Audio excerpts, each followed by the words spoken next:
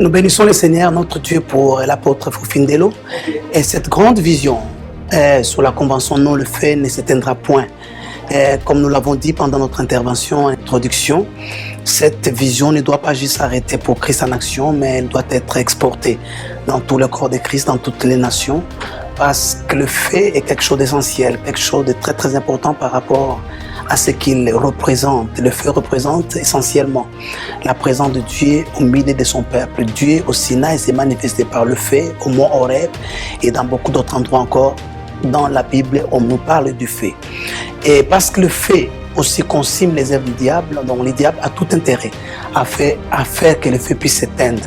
Mais c'est donc la responsabilité de l'Église, c'est un cri de cœur que lance l'homme de Dieu, afin que toute l'Église, corps de Christ, puisse se mettre d'accord et à entretenir ces feux pour qu'ils ne puissent pas s'éteindre. Comme je le disais pendant mon introduction de ce soir, c'est que le feu, généralement, vous le trouvez parce que des gens avant vous, des générations avant vous l'ont déjà allumé. Mais il incombe à chaque génération, à chaque enfant de Dieu, à chaque communauté chrétienne de pouvoir ajouter ce qui est de leurs responsabilités, comme Paul dans l'île de Malte. Lorsqu'il arrive, il trouve un feu allumé. C'était pendant l'hiver et ce feu servait de chauffage. Il a joui de ce feu, mais il se rend compte tout de suite que si on ne continue pas à ajouter, si on n'apporte pas notre apport à nous, le feu risquera de s'éteindre. Paul se dit non, le feu ne s'éteindra point. C'est alors qu'il est allé lui aussi chercher des broussailles qu'il a ajoutées dans le feu. C'est alors que se manifeste une vipère. Justement, le foie les réconfortait. Il était dans son confort aussi longtemps que c'était le foie. Il attendait à ce que le feu puisse s'éteindre pour qu'il commence son travail. Mais lorsqu'il est basculé dans le feu, voilà, il est consumé, il est détruit. Et en ce qui concerne notre intervention de ce soir, nous avons essentiellement parlé du thème « Possède ton héritage ». Et nous avons souligné le fait que Jésus-Christ a souligné que depuis l'époque de Jean, Baptiste, bien sûr, le royaume des cieux est forcé. Et ce sont les violents qui s'en emparent. Cela veut dire, entre vous et votre héritage, il y a toujours des obstacles, il y a toujours de l'opposition, de l'adversité, il y a toujours une distance à parcourir. Et d'ailleurs, la Bible dit dans Hébreu que c'est par la foi et la persévérance que nous héritons de promesses. Cela suppose bien sûr un combat de la foi, comme Paul le dit à Timothée, le bon combat de la foi.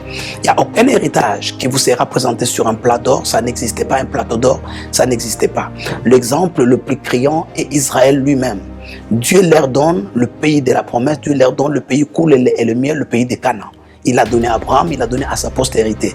Mais ce peuple devait se battre, s'armer de courage pour posséder leur héritage. Parce que votre héritage est toujours occupé.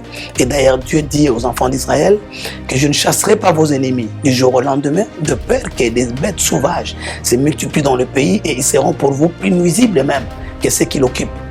Donc, ceux qui occupent votre héritage sont en train de l'entretenir pour vous.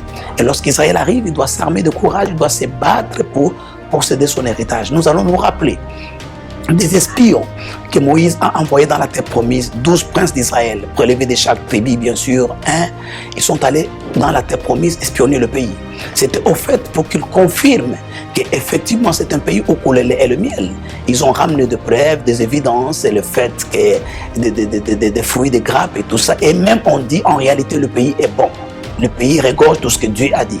Mais entre-temps, ils ont vu des mauvais œils les habitants, ceux qui habitent le pays, les fils de Canaan, les Phérésiens, et même dit ce sont des géants. Nous étions à leurs yeux et à nos yeux comme des sauterelles. Ils ont donc découragé le peuple et le peuple s'est mis à pleurer et a même préféré retourner en Égypte. Cela veut dire simplement qu'il y a un prix à payer pour conquérir son héritage. Et nous devons être armés de courage. Nous devons, à l'exemple de Jésus-Christ, être de ceux qui ne se découragent pas, de ceux qui n'abandonnent jamais, de ceux qui persévèrent jusqu'à la fin pour posséder leur héritage. Nous avons démontré qu'il y a des obstacles sur le chemin de votre héritage, il y a des adversités, il y a des temps et des circonstances, parce qu'au fait, la vie n'est pas juste. La vie ne vous donne jamais ce que vous méritez. La vie vous donne simplement ce pourquoi vous vous battez. S'il arrive que la vie vous donne ce que vous méritez, gloire à Dieu, mais là encore se posera un problème. Ce que vous méritez, la vie vous le donne, mais pour le conserver, pour en jouir, vous devrez en plus vous battre, user des violences. Nous avons également souligné le fait que notre adversaire, le diable, était hors la loi. Il n'est signataire d'aucun accord, d'aucune alliance, d'aucun pacte. il n'obéit à aucun principe. Son travail, c'est de s'opposer à tout ce qui est Dieu, tout ce qui s'élève.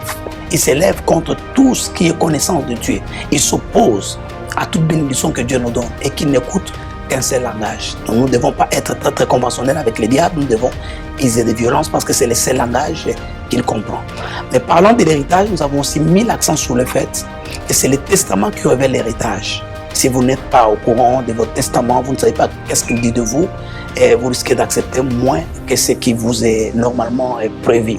Votre testament, c'est la parole de Dieu, c'est ce qui est écrit à propos de vous et n'acceptez pas moins que ce que Dieu dit de vous. Lorsque vous recevez des promesses de Dieu, c'est normal que ces promesses soient grandioses, qu'elles soient au-delà de votre force, au-delà de votre capacité, c'est tout à fait normal. Mais vous devez vous souvenir que votre capacité ne vient pas de vous-même. L'apôtre Paul a dit, je puis tout par celui qui me fortifie. J'étais en train tout à l'heure de donner l'exemple que personne ne peut courir ni marcher 100 km en l'air. Mais lorsque vous entrez dans une voiture, la voiture vous cède, vous prête ses capacités à elle. Elle est capable de parcourir 100 km en l'air et vous vous retrouvez en train de jouir des capacités de la voiture. De la même manière, personne ne peut voler, mais lorsque vous entrez dans l'avion, l'avion a la capacité de voler et vous vous retrouvez en train de voler. C'est la même chose, ça se passe avec les promesses. En dehors de Christ, toutes les promesses de Dieu, bon, ça paraît une impossibilité, ça paraît quelque chose d'inaccessible, mais lorsque vous entrez en Christ, c'est là où la Bible dit que c'est en lui que sont le oui et l'amen. Toutes les promesses de Dieu sont oui et amen en Christ. Lorsque nous entrons en lui, nous devenons de nouvelles créatures, c'est-à-dire nous ne fonctionnons plus comme ce qui appartient à l'ancienne création, à la première création. Vous recevez des capacités tout à fait différentes. Et lorsque ces promesses sont gravées au plus profond de votre cœur, ça fait partie de votre système de pensée, plus personne ne peut vous enlever cela. Et la Bible dit du reste qu'un homme et tel sont les pensées de son âme. Donc nous avons la responsabilité de nourrir nos pensées de promesses de Dieu, de la parole de Dieu. Raison pour laquelle le livre de Josué 1, verset 8 dit que c'est le livre de la loi, ne s'éloigne point de ta bouche. Tu le méditeras nuit et jour. Tu t'appliqueras à observer tout ce qui est écrit. C'est alors que tu reçuras, c'est alors que tu auras le succès, la réussite dans tes... C'est la recette du succès et cela est tout à fait clair. Et après une convention comme celle-ci, quel conseil donner aux participants?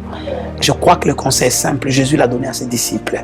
Lorsqu'ils sont émerveillés de toute la révélation qu'il leur a donnée, de toute la sagesse qu'ils ont compris, toute la connaissance qu'ils ont reçue, ils sont émerveillés.